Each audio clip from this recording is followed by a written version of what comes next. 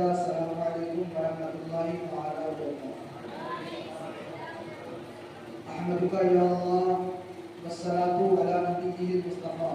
اما بعد فاعوذ باللہ من الشیطان الرجیم. بسم اللہ الرحمن الرحیم. لقد قال اللہ تبارک وتعالی فی القرآن المجید والفرقان الحمید ان اولیاءہ للمتقون. صدق اللہ مولانا العظیم وصدق رسولہ النبی الامین الموعد الکریم وبلغنا علی ذلک لمن الشاہدین والشاکرین والحمد للہ رب العالمین. یہ خوبصورت سا انتظام و انصرام علی جناب بلبل بغیر رضا علی جناب فیضان ترکاتی صاحب کی سربراہی میں پائے تقریر کو پہنچا ہے. آپ لوگوں کو معلوم ہوگا چاہے 11ویں شریف کا پروگرام ہو چاہے 12ویں شریف کا ہو یا پھر کوئی پروگرام ہو، الحمدللہ ہم لوگوں کو اور مدرسہ کے ذمہ داران کو خبر تک نہیں ہوتی ہے اور پائے تقریر تک انتظام پہنچ جاتا ہے. مولا کریم ان کو اور زیادہ سے زیادہ خدمت کرنے کی توفیق عطا فرمائے اور عطا فرمائے. جی لگا کر پڑھیں درود پاک. اللہم صلی علی سیدنا محمد و علیہ وسلم. صلاۃ و سلام علیک یا رسول اللہ یا نبی اللہ یا حبیب اللہ صلی اللہ علیہ وسلم. تمامی احباب کو 106 ماہ اس سے اعلیٰ حضرت بہت بہت مبارک ہو. میں وقت کی زیادتی کا قائل نہیں ہوں ہمیشہ سے، بس مختصر سے وقت میں اعلیٰ حضرت کیا ہیں بتانے کی کوشش کروں گا. اللہ تبارک و تعالیٰ نے قرآن کریم میں ارشاد فرمایا ان اولیاء الا المتقون. اس کے اولیاء تو متقی اور پرہیزگار ہوا. شاعر نے کائی خوب کہا ہے، وہ چمکتا دمکتا بریلی کا جان، وہ چمکتا دمکتا بریلی کا جان، گنبد اعلیٰ حضرت پہ لاکھوں سلام. گنبد اعلیٰ حضرت پہ لاکھوں سلام. ڈال دی قلب میں عظمت مصطفیٰ، ڈال دی قلب میں عظمت مصطفیٰ. سیدی اعلیٰ حضرت پہ لاکھوں سلام، سیدی اعلیٰ حضرت پہ لاکھوں سلام. وادی رضا کی کوہ ہمالا رضا کا ہے، جس سمت دیکھیے وہ علاقہ رضا کا ہے، جس سمت دیکھیے وہ علاقہ رضا کا ہے. مختصر سے وقت میں ہم اور آپ کو سمجھنا یہ ہے کہ اعلیٰ حضرت کون ہے. ہمارے بچے، ہمارے احباب اہل سنت و جماعت کا بچہ یہ نعرہ لگاتا ہے مسلک اعلیٰ حضرت زندہ باد، لیکن اسی کے ساتھ ساتھ ہم لوگوں کو معلوم ہونا چاہیے کہ اعلیٰ حضرت نے ہم لوگوں کی زندگی کس طرح سے سنواری ہے اور کس طرح سے ہم لوگوں کو جینے کا سلیقہ بتایا ہے اور کس طرح عقیدے کے ساتھ ہم لوگوں کو آگے بڑھانے کی کوشش کی ہے. اعلیٰ حضرت عظیم البرکت مجدد دین و ملت بریلی شریف کی سرزمین میں ایک محلہ پڑتا ہے جس کو محلہ جسولی اور فی الوقت اس کو سوداگران کے نام سے جانا جاتا ہے.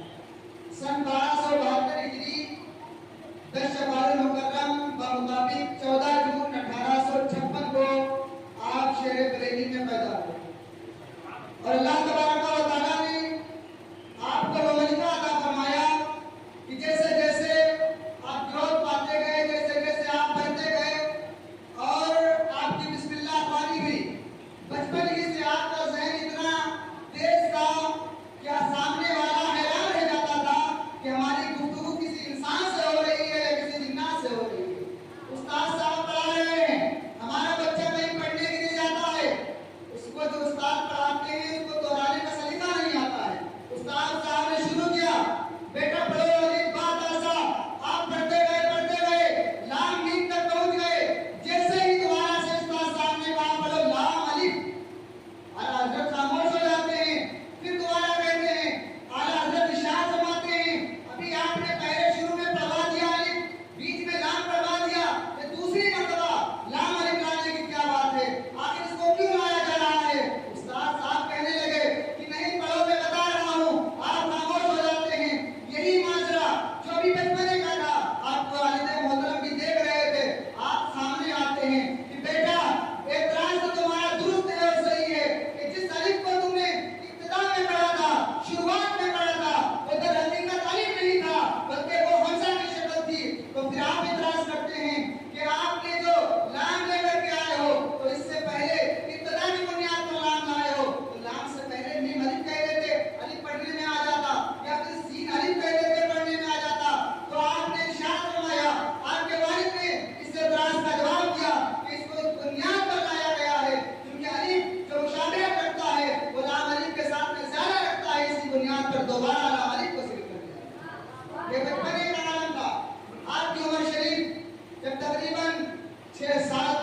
की है।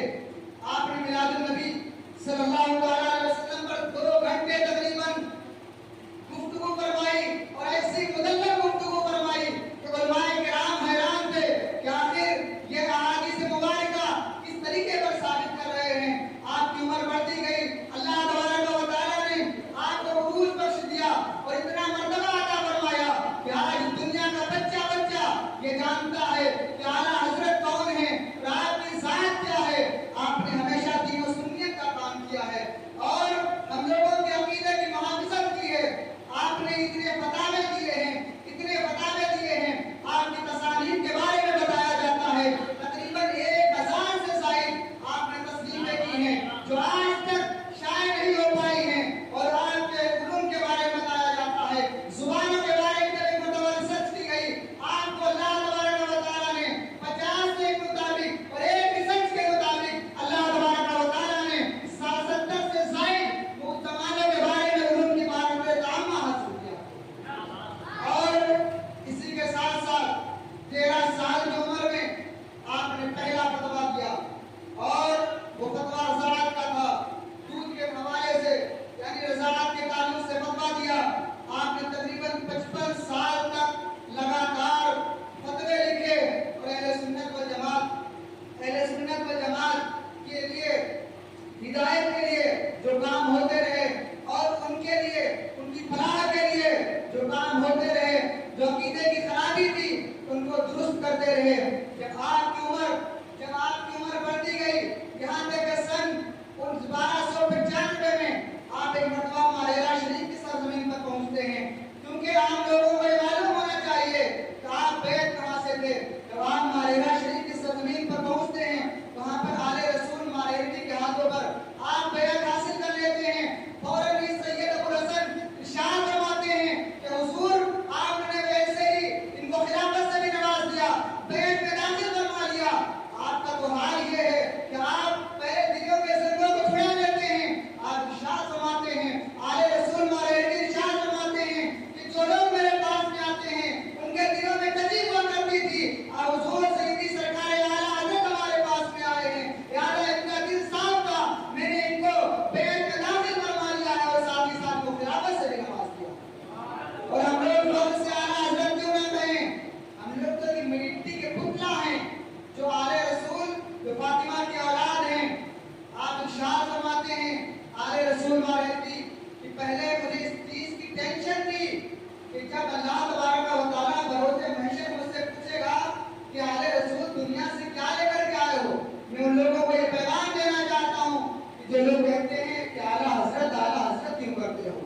एक वक्त के सैयद कहते हैं कि जब मुझे इस बात की फिक्र थी, लेकिन जब आला हज़रत से मुलाकात हुई, आला हज़रत मेरी बैत में दाखिल हो गए, तो आप इरशाद फरमाते हैं कि रोज़े महशर अगर मुझसे खुदा पूछेगा कि बोल आले रसूल तू क्या लाया है, अर्ज़ कर दूंगा लाया हूं मोहम्मद रज़ा या खुदा ही हमारा सलामत। एक सैयद साहब कह रहे हैं। उसके बाद आपने हम लोगों की अकीदे की हिफाजत कैसे फरमाई, आपका हम लोगों पर एहसान कैसे है। फज़ले रसूल बदायूनी साहब रहमतुल्लाह अलैह की एक किताब है अल-मुअतक़दुल मुंतक़द, जिसकी शरह आपने लिखी है अल-मुअतक़दुल मुंतक़द, और वो किताब तकरीबन जमात सादिसा के अंदर पढ़ाई है। उस किताब के अंदर एक पेज पे उन तमाम बातिला फिरकों के अकाइद को बयान किया गया है कि जिन लोगों ने बयान किया कि नबी मरकर मिट्टी में मिल गए नाज़ुल्लाह रब्बिल आलमीन, जिनका नाम मोहम्मद या अली है। ये जो उलमा इस तरह से बयान करते हैं, ये कोई हवाई नहीं मारते, बल्कि बाकायदा ये उर्दू के अल्फाजों के साथ उनकी किताबों में लिखा हुआ है कि जिनका नाम मोहम्मद या अली है उनको पीठ पीछे का इल्म नहीं है। नाज़ुल्लाह रब्बिल आलमीन